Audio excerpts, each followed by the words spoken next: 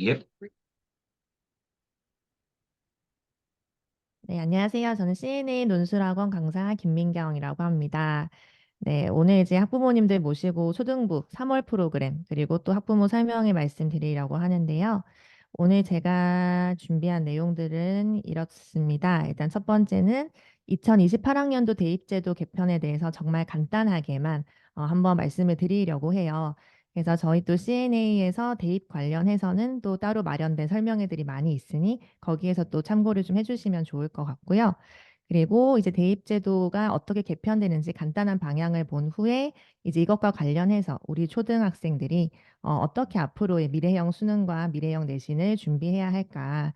거기에서 이제 문해력과 또 표현력의 중요성에 대한 말씀을 드리려고 합니다. 네, 그리고 이제 저희 CNA 프로그램의 좀 프로그램 설명과 그리고 강점을 소개해 드리려고 하고요. 그리고 이제 마지막으로 학년별로 3월 커리큘럼 자세하게 보면서 끝내려고 합니다. 네, 먼저 2028학년도 대입제도 개편인데요. 그래서 일단 요 자료가 가장 핵심을 모아놓은 자료인 것 같아서 한번 보여드리려고 해요. 그래서 요거는 이제 2028학년도 수능 개편안에 대해서 교육부에서 보도한 자료를 직접 그대로 가지고 와 봤습니다. 그래서 지난 2023년 10월 9일에 발표된 자료이고요. 그래서 여기 보면 큰 헤드라인으로 보실 수 있듯이 2028 수능에서 국어, 수학, 탐구 이제는 선택 과목이 없이 통합적으로 평가하겠다. 그리고 이제 두 번째로는 학업 포기를 내모는 내신 9등급제가 이제는 5등급 체제로 바꿔보겠다. 이렇게 가장 큰 두 가지의 가지는 이 두 가지가 될 것 같습니다. 네, 그래서 아래 좀 봐주시면 제가 그 초록색으로 이렇게 조금 강조 표시로 넣어놓은 부분이 보이실 텐데요. 거기 보시면 수능 선택 과목에 따른 유분리 문제, 그리고 이제 기형적인 내신 구조를 좀 해소해 보겠다. 그래서 이제 우리가 뭐 국어도 그렇고, 그리고 기존의 수학도 그렇고, 그리고 사탐, 과탐에서도 그동안의 선택 과목들이 있었는데, 어떤 과목을 선택하는가에 따라서 뭐 이번에는 올해는 어떤 과목을 선택한 누군가가 유리했다. 이런 식의 이야기들이 들리는 것이 아무래도 좀 형평성이 어긋난다라고 봐서 이렇게 수정을 좀 한 것 같고요. 그리고 여기 맨 아래쪽이 좀 중요할 것 같습니다. 앞으로는 이제 고등학교 내신에서도 논술형과 서술형 평가를 늘려서 그리고 사고력과 문제 해결력을 키울 것이다. 이렇게 이제 큰 방향을 잡은 거예요. 네, 그래서 이제 우리 CNA를 다니는 우리 친구들은 어떻게 준비를 해야 할까라고 한다면 일단 첫 번째, 우리가 기존에 이제 또 영어나 또 수학에 비해서 앞으로는 아마 국어와 사탐에서의 강화가 좀 필요할 것이다. 그리고 이제 두 번째로는 앞으로 아무래도 내신에서 기존의 9등급제가 5등급제가 되면서 1등급, 2등급을 받는 학생들의 숫자 자체가 확연하게 늘어날 거라 아마 대학에서는 조금 변별력이 떨어진다. 내신의 변별력이 떨어진다라고 느낄 수 있기 때문에 대학 자체, 대학별 고사, 그리고 면접 이런 것들이 훨씬 강화될 수 있다라고 보고 있거든요. 그래서 이제 대학별 고사를 위한 이제 구술과 논술에 대한 준비가 필요할 것이다라고 보고요. 그리고 이제 초등 저학년 학부모님들께 특히나 또 드리고 싶은 말씀은 아마 지금은 논술형 수능까지 이번 2028학년도에 도입되진 않았지만 그 다음에 이제 개편이 될 때는 이제 수능에서도 논술형 수능이 도입될 것이다 라고 전망하고 있습니다. 네, 그래서 이제 IB 교육과정의 도입 그리고 대학별 고사에 대한 장기적인 대비가 필요한 시점이다라고 말씀을 드릴 수 있을 것 같아요. 그래서 이제 본격적인 내용은 사실 이 말씀을 드리고자 앞에 있는 저 그 대입 제도 개편의 말씀을 드린 건데요. 그래서 대입 제도 개편 일단 큰 방향성을 봤기 때문에 이제 앞으로 차곡차곡 어떻게 준비를 해 나가야 할까라고 본다면 일단 저는 문해력과 표현력 이렇게 두 개의 키워드를 잡아 보았습니다. 네, 이거는 이제 2023년 11월 15일에 경향신문에서 나온 기사를 좀 가지고 와봤는데요. 그래서 요즘 학생들의 뭐 문해력에 대한 좀 우리가 좀 심각성을 체감할 수 있는 기사가 아닌가 싶어서 가져와 봤습니다. 그래서 사흘을 이제 숫자 4일 그리고 금일은 금요일 이렇게 학생들이 생각을 할 만큼 현재 아이들의 어휘력 그리고 어휘력이 부족해지니까 이제 문해력까지 좀 부족해지고 있는 현상을 알 수가 있습니다. 그래서 요즘 우리 학생들이 왜 이렇게 문해력이 떨어지고 있는 것일까? 그 원인들을 좀 조사해 본 자료를 가지고 와 봤는데요. 일단 첫 번째는 우리 학부모님들께서도 아마 많이 공감하실 것 같은데 유튜브 등의 영상 매체에 너무 익숙해져 있기 때문입니다. 그래서 유튜브와 같은 매체들은 사실 굉장히 빠르고 또 자극적이고 재밌는 영상들을 보여주죠. 그 요즘엔 또 쇼츠까지 나와서 아이들의 집중력이 점점점 더 짧아지고 있는 모습을 볼 수 있습니다. 그래서 이렇게 좀 재밌고 자극적인 자료들이 많은데 아무래도 학생들이 느끼기에는 이제 독서를 하는 것은 조금 템포가 느리고 좀 약간 뭐 그죠? 좀 지루하다. 이렇게 느낄 수 있는 거죠. 그리고 이제 두 번째, 이제 첫 번째 유튜브의 매체와 이제 연관된 부분이죠. 그래서 다른 재밌는 매체가 많다 보니까 아이들의 독서를 좀 소홀히 하게 되는 면이 있습니다. 그리고 또 세 번째, 한자 교육을 소홀히 한다라는 것인데요. 실제 우리 한국어에서는 70% 정도가 한자어입니다. 그런데 이제 한자 교육이 학교에서도 크게 이루어지지 않고 있고, 그렇다 보니, 그리고 또 이제 초등 때, 초등 저학년 때 하는 그 어휘에는 사실 뭐 고유어도 많지만, 이제 점점점 중학교 그리고 고등학교 올라갈수록 한자어의 비중이 굉장히 늘어나는데, 그래서 어릴 때는 문해력에 크게 문제가 없었던 것 같은데, 이제 초등 고학년, 그리고 이제 중등 올라가면서 문해력이 크게 다른 친구들과 조금 차이가 난다라고 느낄 수 있는 부분이 사실 한자 어휘력에 있다고 볼 수 있을 것 같아요. 네, 그리고 이제 네 번째로도 학교에서 어휘 교육을 소홀히 하고 있는 부분. 이것도 이제 옛날에는 사실 받아쓰기라던가 그리고 뭐 일기쓰기라던가 이런 것들을 학교에서 좀 의무적으로 매일매일 해야 하는 이런 것들이 있었다면 요즘엔 아무래도 학생들의 조금 뭐 자유도를 또 흥미를 좀 중시하는 교육을 하다 보니 이런 부분에서 조금 소홀하긴 하더라고요. 그래서 이런 부분들이 이제 어쩔 수 없이 문해력의 저하로 이어지고 있는 부분입니다. 그래서 앞으로 이제 무엇을 어떻게 구체적으로 대비를 해야 할까를 말씀을 드려보자면, 요 얘기를 이제 드리기 전에, 현재, 만약 이제 우리 아이들이 중학교에 올라갔다. 그럼 앞으로 이제 수행평가는 어떤 걸 보게 될까? 요것도 좀 말씀을 드리려고 해요. 그래서 보시면 지금 일단 첫 번째는 국어 수행을 가지고 왔는데요. 그래서 이제 현재 뭐 중3들이 제일 많이 쓰는 것들 중에 하나, 서평쓰기가 있습니다. 그래서 이제 서평쓰기라고 하면은 이제 학생들이 독서 감상문이다. 라고 생각을 많이 하는데, 근데 사실 우리가 제일 많이 쓰게 되는 뭐 글의 종류 중에 독서 감상문이 있죠. 그런데 제일 잘 쓰기가 또 어려운 게 독서 감상문이기도 하다라고 말씀을 드리고 싶어요. 그래서 학생들이 실제 학원에서도 뭐 그날 읽은 책에 대해서 독서 감상문을 쓸 때도 있는데요. 그럴 때 이제 써온 것을 보면은 이제 아이들이 책의 줄거리에 대한 내용이 거의 책의 글 내용의 한 반절 이상을 쓰고 그리고 본인의 실제 생각이나 뭐 느낌, 그 자기가 뭐 느꼈던 어떤 뭐 새로운 자기에게 있었던 변화된 점, 이런 것들은 굉장히 극소수를 차지하고 있는 거예요. 그래서 정말 좋은 이제 서평을 쓰기 위해서는 자신의 생각과 그리고 자신에게 일어난 변화, 이런 것들을 위주로 써 주어야 하거든요. 네, 그리고 이제 또 국어 수행에서 다양한 관점에서 비평문 쓰기, 네, 이런 것들이 있습니다. 그래서 이제 이러한 것들을 이제 학생들이 이제 중3 그리고 중2가 되면은 이제 자기가 스스로 개요를 짜고 글의 방향을 정해서 또 자신만의 관점을 가지고 글을 해석하고 쓸 수 있어야 되는 거죠. 그래서 이런 것들이 절대 단기간에 이루어지기는 힘들 것 같습니다. 그리고 이제 두 번째로 역사 수행도 좀 가지고 와봤는데요. 그래서 이제 저희 CNA에서는 사실 역사 프로그램도 굉장히 체계적으로 잡혀 있습니다. 그래서 역사 수행에서도 제국주의에 대한 민족운동 보고서라고 해서 이제 이런 부분들에 대해서 이제 학생들이 물론 지식적인 부분도 중요하겠지만 이 정확한 지식을 바탕으로 해서 얼마나 논리적으로 글을 구성해서 또 써낼 수 있는가 이런 게 또 중요해지겠죠. 그리고 아래를 또 봐주시면 중3 역사 수행 중에 또 삼국 통일의 의의와 한계, 또 현대적 해석 이런 주제가 나와 있습니다. 그래서 이 주제는 사실 저희 CNA에서는 최근에 또 초등학교 5학년들이 1, 2월에 한국사 전반부를 마쳤는데요. 그래서 한국사 전반부에서 이제 신라의 삼국 통일에 대해서 학생들이 실제로 토론도 진행을 했었고 그것에 대해서 이렇게 논설문을 썼었단 말이죠. 그래서 그때도 삼국 통일의 의의 그리고 또 한계점에 대한 서술을 했었습니다.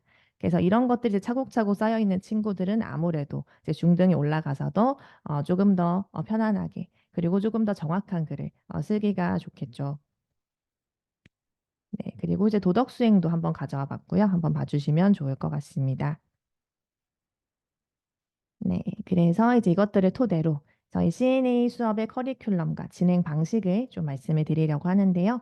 아마 이미 알고 계신 분들도 많을 것 같아요. 근데 조금 차근차근 설명을 드리자면 일단 첫 번째로 저희 CNA 수업은 독서가 기반된 수업입니다. 그래서 책을 읽지 않고는 수업에 참여할 수 없는 수업이에요.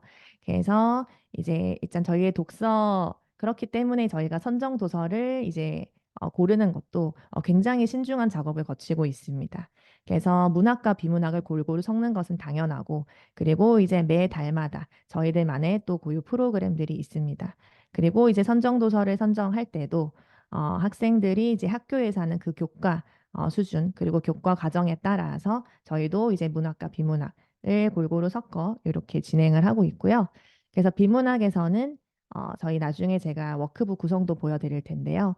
거기서도 처음에는 이제 학생들이 이 책에 대해서 얼마나 정확하게 이해를 하고 있는지, 그래서 사실적인 독해, 그리고 나서 이제 이것들을 통해서 이제 본인이 좀 더 확정해 나가는 거죠.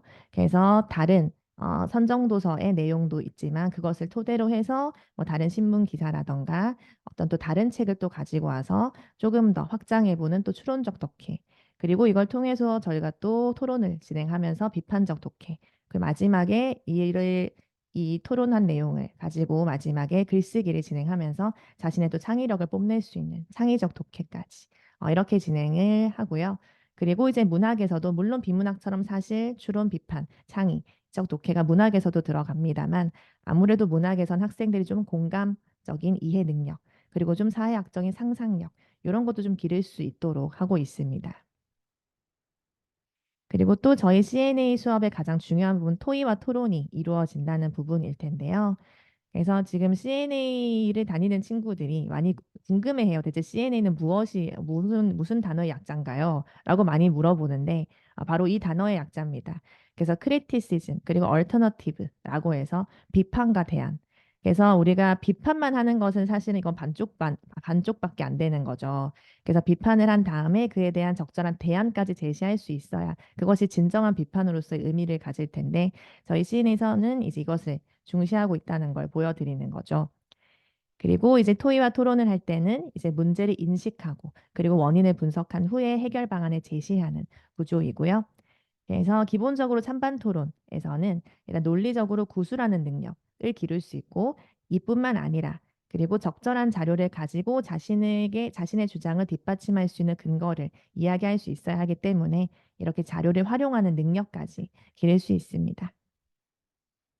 그리고 이제 토의 및 다자 토론을 통해서 좀 수용을 바탕으로 한 유연하고 발전적인 토의 능력을 기를 수 있는데요. 그래서 요즘에는 이제 학생들이 아무래도 또 코로나 때 이게 비대면 수업도 좀 오랜 기간 겪기도 했고, 그리고 이때 좀 집에서도 자녀가 보통 한 명 혹은 두 명 정도인 경우들이 많기 때문에 뭔가 여러 사람과 자기의 의견을 나눌 일이 사실 그렇게 많지가 않아요. 그리고 이제 아직 학생들이 어리기 때문에 나와 생각이 다른 사람을 마주했을 때 내가 그 사람과 어떻게 대화를 해야 하고 떻게 이끌어 나가야 될지에 대해서 조금 당황스러워하고 아직 어려워한다는 말이죠. 그래서 이 토의와 다자 토론을 통해서 나와 생각이 다른 사람의 생각도 내가 유연하게 받아들일 수 있는 능력을 배웁니다. 그래서 이 능력은 저희가 뭐 토의나 뭐 토론 실력에서도 물론 빛을 발하겠지만 앞으로 사회생활을 함에 있어서도 분명히 큰 도움이 될 거라고 생각이 듭니다. 그리고 이제 저희는 논술 수업까지 함께 진행을 하고 있죠. 그래서 이제 논술을 통해서 그래서 종합적이고 좀 균형적인 사고력과 그리고 주체적인 사고와 판단 그리고 창의적이고 개성적인 표현력 이러한 것들을 기를 수 있도록 하고 있습니다. 그래서 이제 논술 프로그램에 대해서 그리고 토론 프로그램은 제가 나중에 뒤에서 조금 더 자세하게 설명을 드리려고 해요. 그래서 일단 기본적으로는 저희 CNA 수업 커리큘럼 그리고 진행 방식은 독서 그리고 토의 토론 그 논술 이 세 가지가 큰 골자로 진행이 된다는 점을 봐주시면 좋을 것 같고요. 그래서 방금 이제 말씀드린 제가 그 저희 CNA 워크북 구성을 조금 가져와서 요거 좀 보여드리면서 저 이제 수업 이제 방식도 조금 함께 설명을 드리려고 합니다. 그래서 요거는 지금 초등학교 5학년의 3월 워크북을 좀 가지고 와 봤는데요. 그래서 저희 초등학교 5학년 프로그램의 3월 과정은 토론 강화입니다. 그래서 일단 처음에는요, 토론 수업이라고 하더라도 기본적인 저희 워크북의 구조는 앞에 독해라고 들어가서 그래서 매주 학생들이 문해력을 조금 더 확실하게 연습하고 확인할 수 있도록 그래서 이런 짧은 제시문을 가지고 와서도 자기가 이렇게 문제를 풀어낼 수 있는지 그래서 따로 독해 문제집을 풀지 않아도 학원에서도 선정도서도 매주 읽고 그리고 학원에 와서도 이렇게 독해 문제들을 풀면서 자기 실력을 점검하는 게 앞에 들어가 있고요. 그리고 이제 어휘입니다. 그래서 제가 아까 개인적으로도 어휘는 굉장히 중시하고 있는 부분이에요.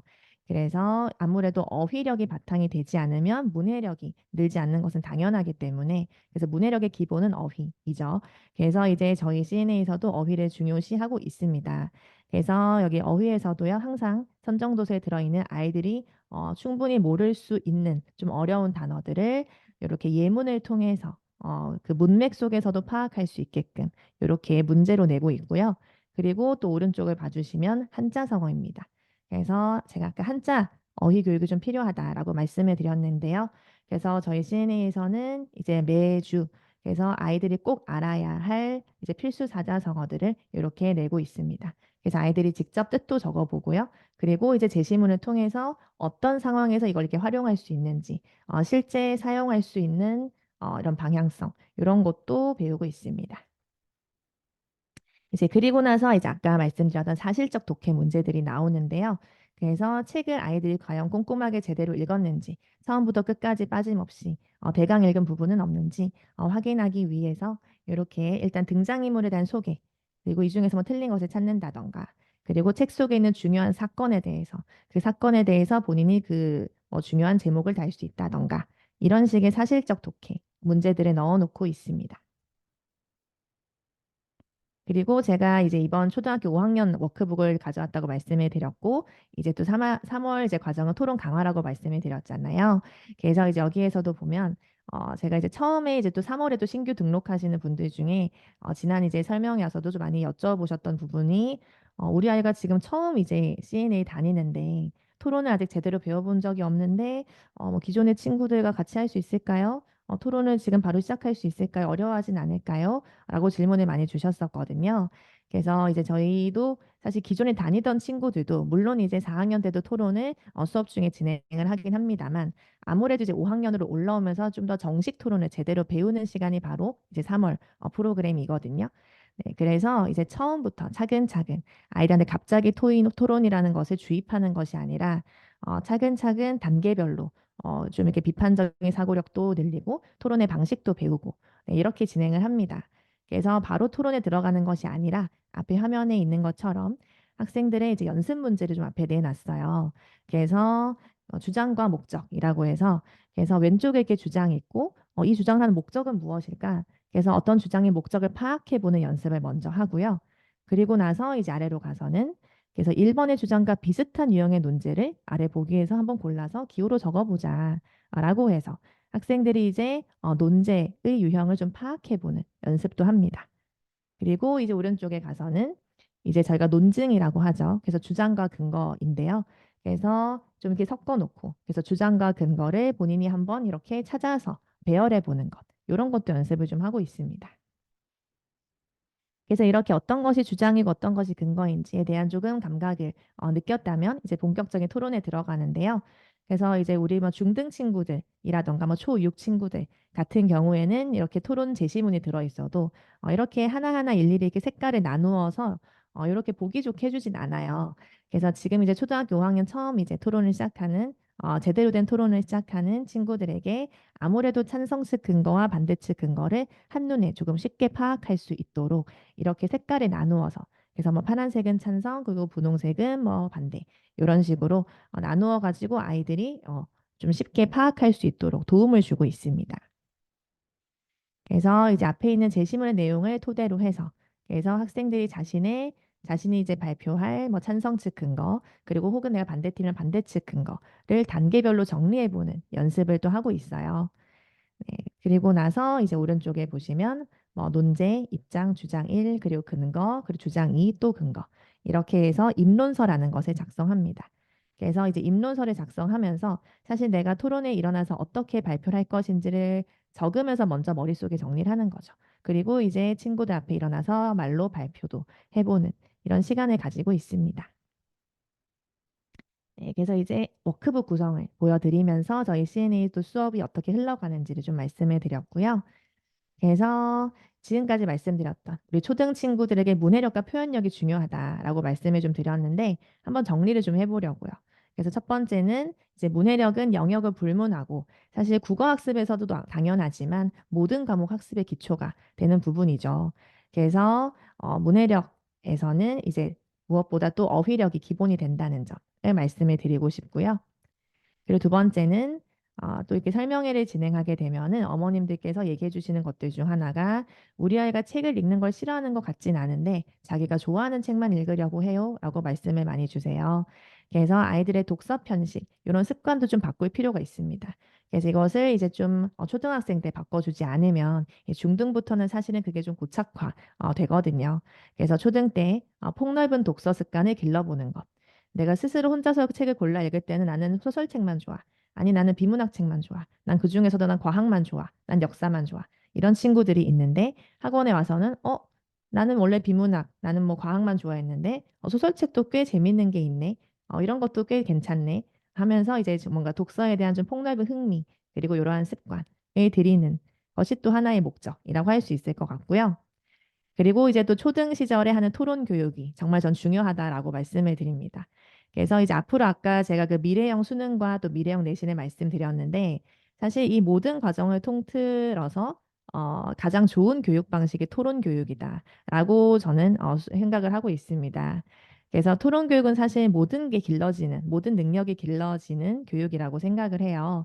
그래서 듣기, 읽기, 말하기, 쓰기 이 네 가지 일단 기본적인 언어 능력을 바탕으로 해서 그래서 비판적인 사고력과 협업 능력, 논리적 표현력까지 기를 수 있는 정말 종합 선물 세트 같은 교육 방식이다라고 생각을 합니다. 그래서 실제 이제 학교에서도 토론 교육을 많이 하려고 노력을 하고 있죠. 근데 아무래도 이제 구조적으로 뭐 한 반에 뭐 30명씩 되는 친구들이 토론이 이제 골고루 자기 발언 기회를 가지면서 하기는 쉽지 않은 상황입니다. 그래서 이제 저희 CNA에서는 한반 정원이 적어도 10명 정도로 구성이 되기 때문에 그래서 그 안에서 학생들이 각자의 역할에 충실하게 그리고 누구도 발언하지 않고 집에 가는 일이 절대 없습니다. 그래서 이런 토론 교육이 여실히 이루어질 수 있다는 점을 말씀드리고 싶고요. 그리고 이제 초등 논술 교육인데요. 그래서 토론하고 이제 자기가 머릿속으로 그리고 이제 말로 했던 내용들을 이제 마지막에 수업에 보통 마지막에 논술을 진행을 하거든요. 그래서 그날의 수업에서 내가 무엇을 읽고 무엇을 이해했었지 차분하게 정리해서 이제 마지막으로 정말 자기 것으로 소화하는 그 작업을 거치는 거죠. 그래서 내가 읽고 이해한 것, 그리고 이제 이걸 통해서 한 번 더 생각이 들어갑니다. 그래서 추론, 그리고 비판적 사고를 활용해서, 그리고 내가 이제 머릿속으로는 충분히 말할 거리들이 많이 만들어졌지만 이것들을 어떻게 독자들에게 조금 더 이해하기 쉽게, 논리적으로, 체계적으로 쓸 수 있을까? 이건 사실 조금 연습이 필요해요. 그래서 이 구조적인 글쓰기는 자기가 직접 글로 써내는 과정이기 때문에 여기에서 이제 좀 시간이 필요한 친구들도 꽤 많이 있거든요. 그리고 사실 아까도 말씀드렸다시피 학교에서 뭔가 일기를 쓴다던가 그래서 예를 들면 이제 제가 학교 다닐 때는 뭐 매일매일 학교에서 일기 검사를 한다던가 해서 글을 쓰는 것 자체가 그렇게 뭐 부담스럽다거나 그렇진 않았거든요. 뭐 잘 쓰든 못 쓰든 간에 일단은 글을 쓰는 것 자체가 뭐 이렇게 어색하거나 뭐 이렇게 뭐 부담스러운 일은 아니었던 것 같은데 근데 요즘에 이제 그런 것들이 많이 사라지고 있다 보니까 아무래도 저 글 많이 안 써봤는데요. 글쓰기 저는 좀 무서운데요. 이렇게 생각하는 친구들이 많더라고요. 예, 그래서 이제 저희는 이제 매주 글을 쓰고 있기 때문에 그래서 글을 쓰면서 학생들이 일단 글 쓰는 것에 좀 친해지고 그리고 내가 글도 꽤 써낼 수 있구나. 그래서 처음에 저는 글 아마 100자도 못 쓸 거예요. 200자도 많아요. 이런 친구들이 나중에는 자기도 모르게 이렇게 막 어떤 날에는 이게 자기도 모르게 빠져들어가지고 막 500자, 600자, 막 800자 이렇게 써내기도 하거든요. 그래서 이게 글쓰기랑 좀 친해지는 과정도 중요할 것 같습니다. 그래서 이렇게 초등 때부터 쌓은 독서 그리고 토론, 논술 실력을 바탕으로 해서 이제 중고등학교에서 서술형, 논술형 내신, 또 수행평가, 그 통합형 수능까지 앞으로 대비가 가능할 것이다. 그리고 이제 초등학교 3학년, 현재 기준으로 초3 이하 친구들은 또 앞으로 또 지금 2028학년도 그 다음 개편 때는 이제는 수능에서도 우리도 다른 이제 선진국들의 형태처럼 서논술형 수능을 도입할 것 같아요.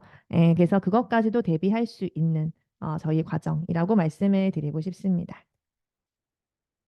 그래서 저희 이제 CNA 논술 프로그램을 조금 하나하나 뜯어서 보여드리자면 첫 번째 사위일체 수업입니다. 그래서 요거는 앞에서도 말씀을 드렸던 부분이죠. 그래서 독서를 바탕으로 그리고 수업 중에 또 와서 학생들이 자신의 책을 읽은 내용을 바탕으로 다른 친구들과 의견을 나누는 토론 그리고 또 토의도 이루어질 거고요. 그리고 글을 쓰는 논술 수업 그리고 이제 마지막 여기 첨삭까지 이루어진다는 점 이것도 좀 눈여겨봐 주시면 좋을 것 같아요.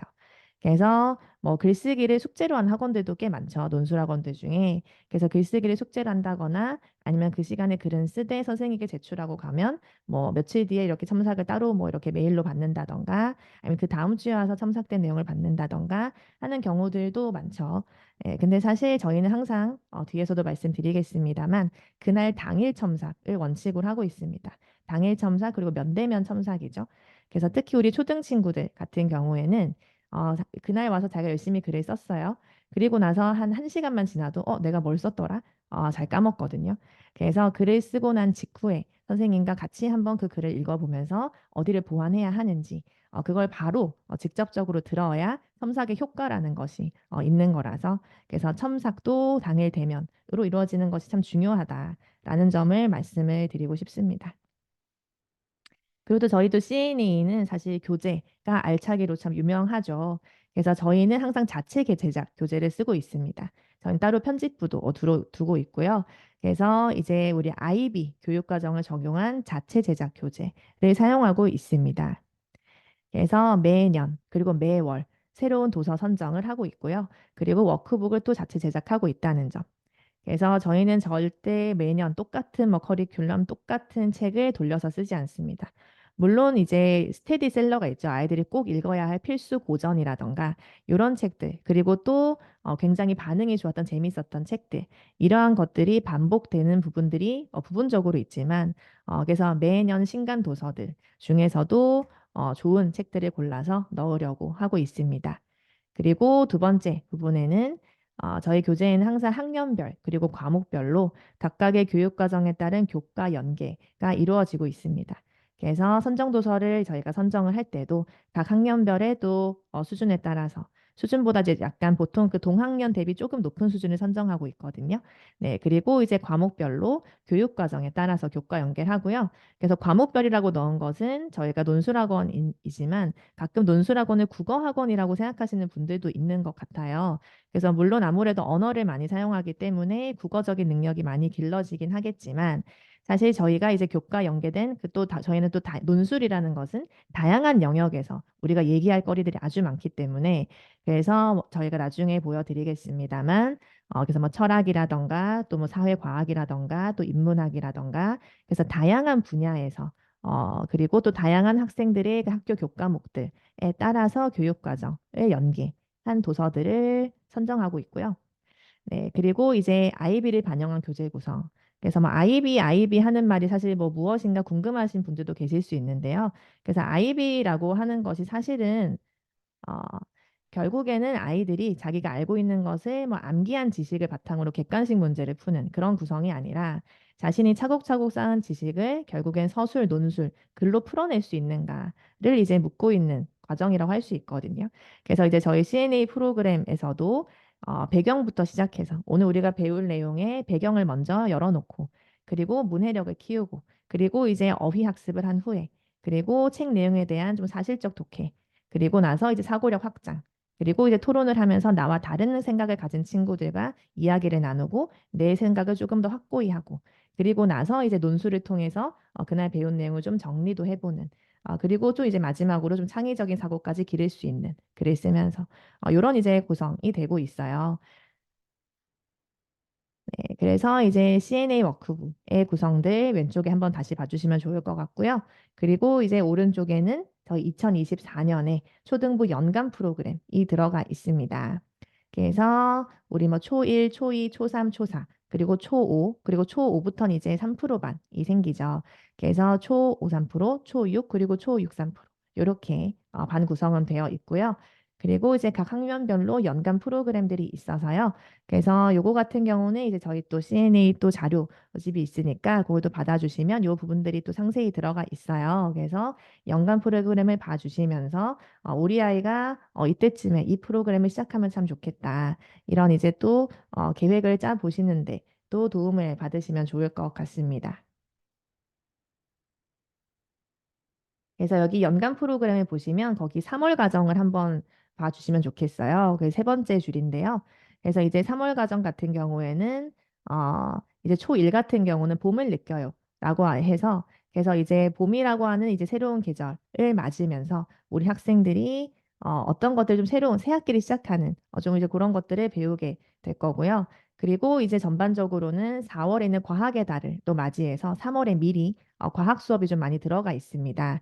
그래서 초2도 그렇고요. 그리고 초4, 그리고 초6 같은 경우에도 지금 과학에 대한 주제가 배치된 게 보이시죠?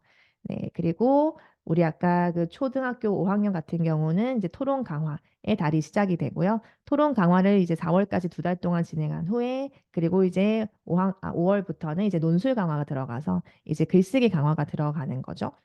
네, 그래서 이러한 연간 프로그램이 있고요. 요걸 조금 음, 뒤에 가서 자세하게 아까 그 부분도 좀 보여드릴게요. 그리고 저희 또 토론 수업인데요. 제가 아까 토론이 저희 수업 방식의 좀 종합 선물 세트다. 학생들이 다양한 능력을 골고루 기를 수 있는 방법이다. 라고 말씀을 드렸었는데 여기 보시면 입론, 교차조사, 반박, 최종 변론. 저희가 일단 이 네 단계의 정식 토론을 거치고 있습니다. 그래서 처음에는 입론이라고 해서 본인 팀에 이제 해당하는 뭐 논제 그리고 핵심 용어를 자신의 팀에 또 유리하게 정의할 수도 있겠죠. 네, 그리고 나서 이 토론이 왜 이루어져야 하는지에 대한 배경 제시를 이제 이해하고 친구들에게도 발표를 해줄 거고요. 그리고 이제 본인 팀의 주장과 그걸 뒷받침하는 근거까지 제시하는 단계가 입론 단계입니다. 그리고 나서 이제 교차조사라는 것은 상대의 입론을 듣고 상대의 주장과 근거를 알았어요. 그래서 이걸 통해서 이제 상대 근거의 취약점을 찾아서 질문을 통해 상대팀의 근거를 공격할 수 있는 이런 단계가 교차조사입니다. 그리고 이제 반박은 상대의 입론과 교차조사를 이제 모두 들었고 이것에 대한 총체적인 반박을 반박문으로 작성해서 발표식으로 상대에게 최종적인 공격을 진행합니다. 그리고 마지막 최종 변론에서는 상대에게 반박으로 이제 받았던 공격의 내용을 이제 자신 다시 재반박을 하는 거죠. 우리 팀의 입장에서 다시 한번 그것을 되받아치는 재반박을 진행하고 그리고 이제 마지막으로 우리 팀의 근거를 다시 한번 강조해서 요약하고 주장을 제시하면서 끝내는 이러한 아주 체계적인 토론 구성을 진행하고 있습니다.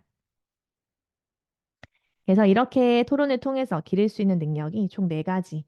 그래서 이 네 가지가 이제 제가 마음대로 정한 것이 아니라 이제 저희 또 미래 학자들이 앞으로 우리 아이들 4차 산업혁명 시대를 맞이해서 어떤 능력이 길러져야 하는가에 대해서 이 네 가지 능력을 제시했어요. 그게 바로 창의력, 협업 능력, 의사소통 능력, 비판적 사고력 이 네 가지 능력이거든요. 그래서 이 네 가지 능력은 앞으로 이제 뭐 챗 GPT와 같은 이런 뭐 인공지능, 뭐 AI들이 대체할 수 없는 우리 인간만의 고유의 영역이다라고 보고 있는 거죠. 그래서 앞으로 이 네 가지 능력이 더욱더 발전이 필요하다. 그래서 이러한 미래형 인재라면 네 가지 능력이 필요하다라고 제시를 하고 있고요. 그리고 토론을 통해서 바로 이 네 가지가 아주 골고루 길러질 수 있는 수업이다라고 말씀을 드리고 싶습니다. 그래서 요거는 이제 제가 학생들한테 좀 이렇게 허락을 받고 학생들이 워크북을 조금 이렇게 사진으로 찍어 왔는데요. 그래서 이제 아이들이 이 친구들은 이제 토론이 좀 익숙해진 친구들이에요. 그래서 이렇게 토론 제시문 같은 것이 있으면 본인들이 이제 토론을 준비하면서 어느 부분의 근거를 내가 몇 번째 주장에 활용해야겠다라는 걸 이제 읽으면서 이렇게 착착착 밑줄 일단 그으면서 가는 거죠. 그리고 나서 이제 저희 숙제는 여기 토론 준비표까지를 채워오는 게 숙제예요. 그래서 앞에 있는 토론 제시문은 항상 입장 1, 보통 찬성이고 입장 2가 반대인데요. 그래서 각 팀에 대한 이제 아이들이 참고할 수 있는 제시문은 책 속에 충분히 들어가 있고 그 내용들을 토대로 본인이 이제 그 자료를 해석해서 자신의 이제 주장에 충분히 타당하게 활용할 수 있는 근거들을 자신들이 가져와서 이렇게 정리를 해오는 거예요. 그래서 이렇게 자료 해석 능력이 길러진다라고 말씀을 드릴 수 있겠죠. 그래서 이 친구들은 사실 3%반 친구들 책인데, 그래서 아마 이제 처음부터 이제 이렇게 하기는 사실은 불가능한 일이고요. 그리고 이제 토론에 좀 익숙해지고 토론에 재미를 붙이고 자기가 또 토론을 너무 잘하고 싶은 아이들의 의지로 이제 누구도 이렇게까지 하라고 하지 않았지만 오른쪽 친구 같은 경우 포스트잇까지 붙여가면서 본인은 자리가 부족하다. 이렇게 책 끝까지 막 적어오고 막 그러잖아요. 그 사실 또 다른 어떤 친구는 여기 쓰는 것이 도저히 불가능할 정도로 하고 싶은 내용이 많아서 자기가 따로 이제 뭐 타이핑을 해가지고 프린트해서 가져오기도 하거든요. 네. 그래서 이렇게 아이들이 실제로는 토론을 굉장히 재밌어 해요. 그래서 토론을 하면서 이제 자기도 모르게 다른 친구도 약간 대결하는 느낌도 있잖아요. 그래서 약간 게임을 한다고도 생각하기도 하는 거예요. 그래서 뭔가 친구들과 일어나서 서로 이렇게 이제 또 경쟁적인 대화가 되겠죠. 그래서 그런 것을 나누면서 좀 토론의 재미를 많이 느끼는 친구들이 많습니다. 그래서 일단 무엇보다 사실 이 아이들이 스스로 이제 노력을 하려면 자기 스스로 동기부여가 되고 재미가 있어야 되거든요.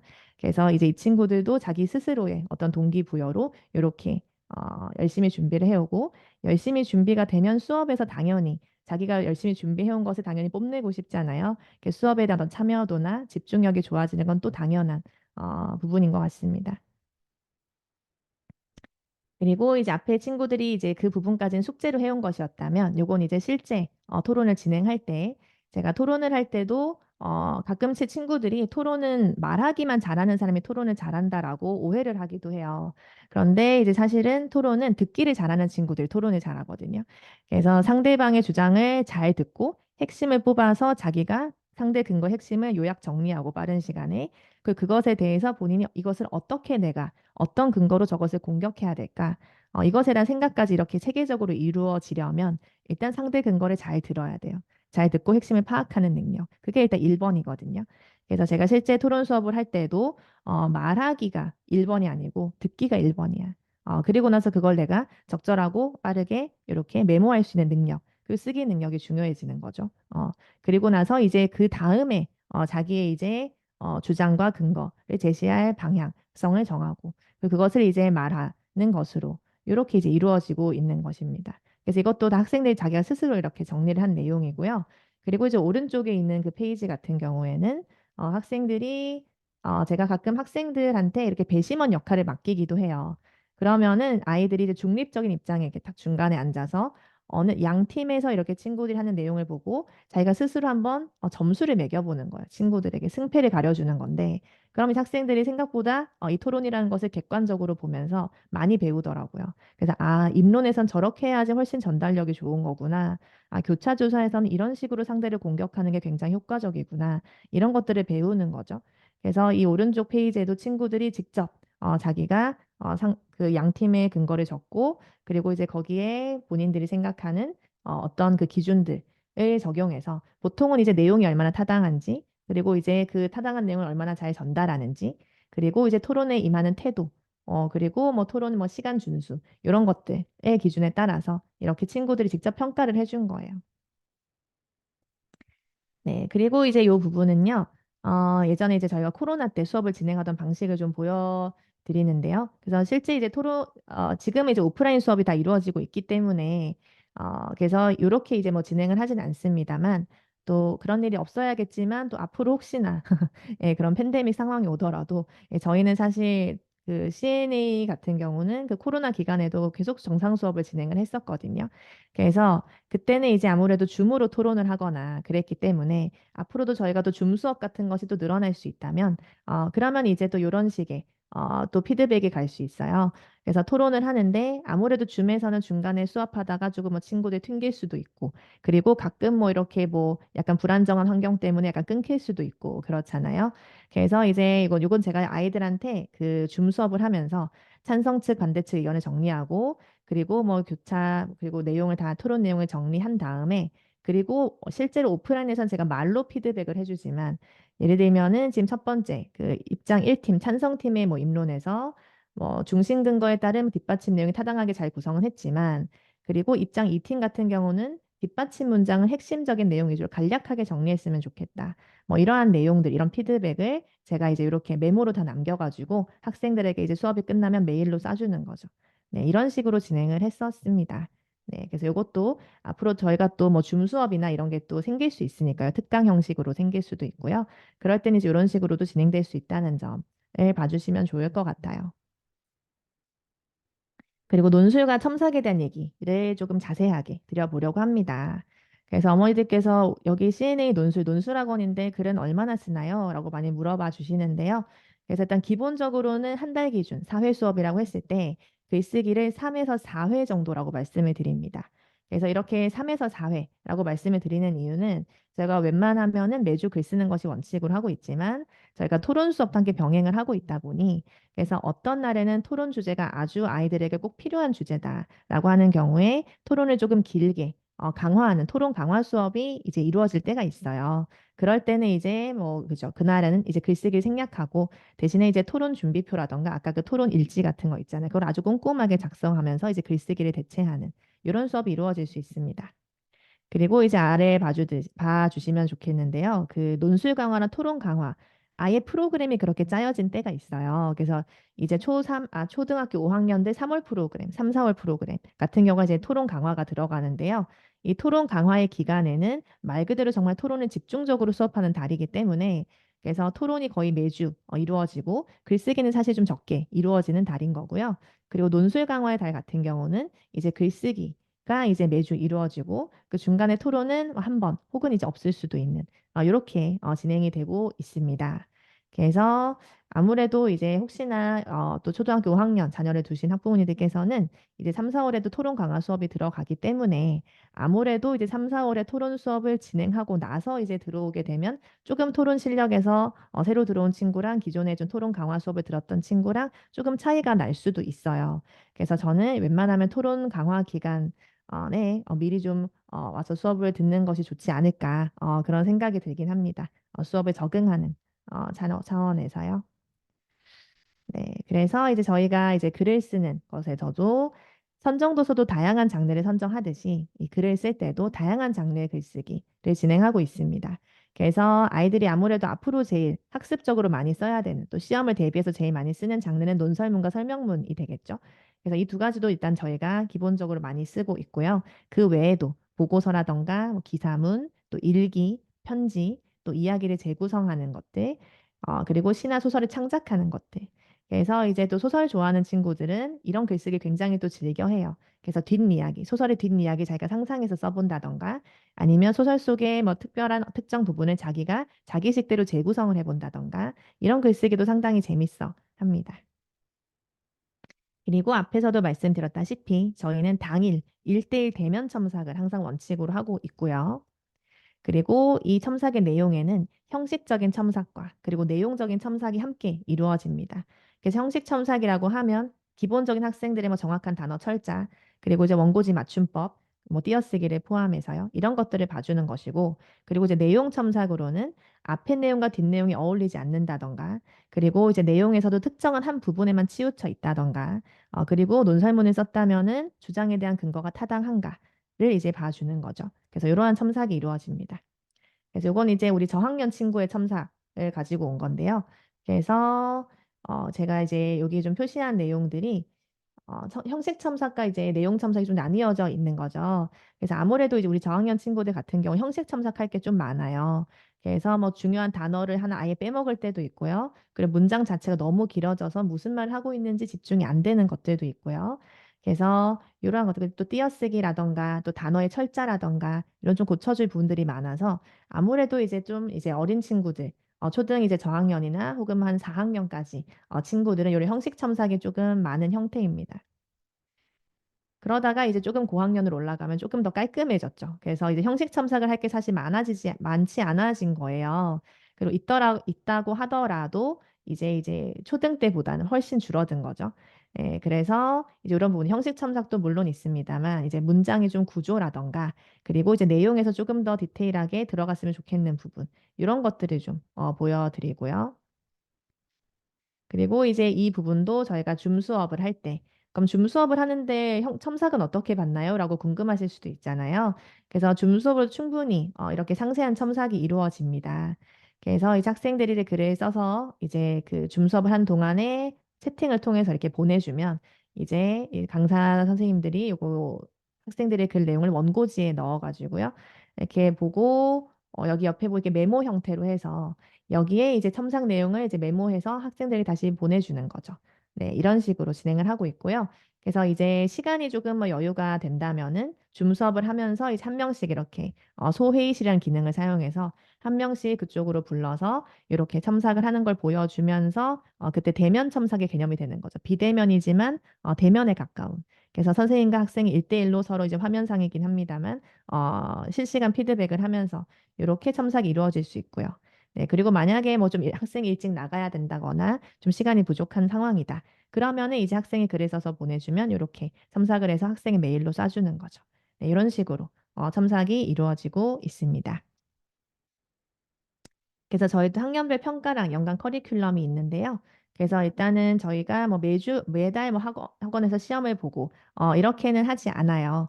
아무래도 저희가 이제 논술이나 토론 같은 경우는 단기간에 길러진다기보다 적어도 몇 개월 이상을 아이들이 지켜봐야 하거든요. 그래서 이렇게 진단 평가 일정들도 이렇게 봐주시면 좋겠고, 그리고 이제 연간 프로그램 제가 앞에서도 잠깐 보여드렸었죠. 네, 그래서 이제 또 3월 프로그램 또 한번 봐주시면 좋겠습니다. 그래서 지금 각 학년별 프로그램의 이제 강점들을 좀 소개하고 있는데요. 그래서 지금 우리 1학년 프로그램 같은 경우는 지금 일단 3월을 기준으로 좀 말씀을 드릴게요.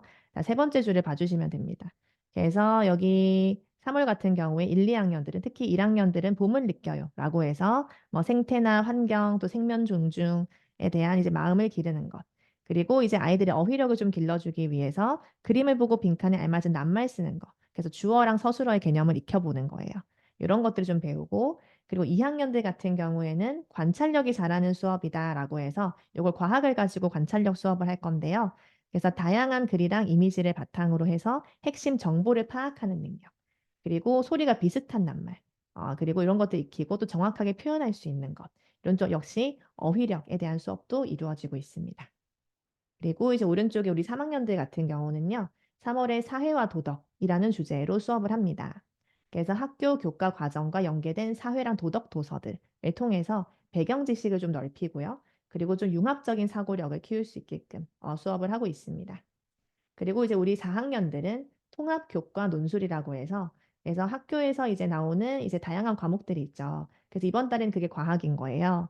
그래서 이제 과학 과목과 이제 통합을 해서 다양한 관련 도서를 통해서 배경 지식을 넓혀보는 이런 시간을 가집니다. 그래서 역시나 과학과 환경 을 이제 준비하는 달이라고 할 수 있을 것 같고요. 그리고 이제 우리 5학년들 같은 경우에는 역시 3월 프로그램 봐주시면 제가 아까 3월과 4월이 토론 강화의 달이다라고 말씀을 드렸는데요. 그래서 주제가 조금 달라요. 그래서 3월에는 토론 강화를 하는데 사회와 인권에 대한 주제들을 주제로 토론을 진행을 할 거고요. 그리고 이제 4월 같은 경우에는 과학과 환경에 대한 주제로 토론을 진행할 예정입니다. 그래서 이때에는 이제 융합적 사고력, 논리력을 키우는 토론 강화 프로그램이고요. 그래서 아까 앞에서 보여드렸던 CEDA 그 네 가지 단계의 토론의 원리를 이해하고 역할 연습을 합니다. 그래서 입론, 교차조사, 반박, 최종 변론, 그 평가자는 이제 배심원과 같은 역할도 해보는 거죠.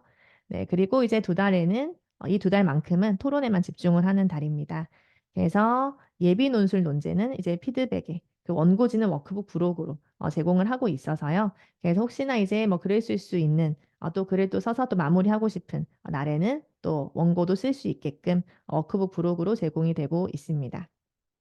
그리고 이제 우리 6학년들 같은 경우는요. 여기 역시 3월 프로그램 봐주시면 과학과 환경을 이제 주제로 하고 있고요. 그래서 4월에 과학의 달을 대비해서 과학 중심 독서를 통해서 배경 지식을 확장을 합니다. 그리고 이제 확장 독서를 통해서 주제를 확장시키고 좀 깊이 있게 사고할 수 있는 것을 배우고요. 그리고 이제 사고력 함양을 통해서 다양한 환경 문제들의 해결 방안을 찾고 있습니다. 네, 그래서 이제 여기 같은 경우는 이제 각 학년별로 방금 말씀드렸던 그 저희의 이제 커리큘럼에 따라서 선정 도서들을 좀 보여드리는 건데요. 그래서 이것도 저희 또 CNA 자료집 받아보시면 조금 더 이제 어머님들께서 좀 편하게 보실 수 있을 거예요.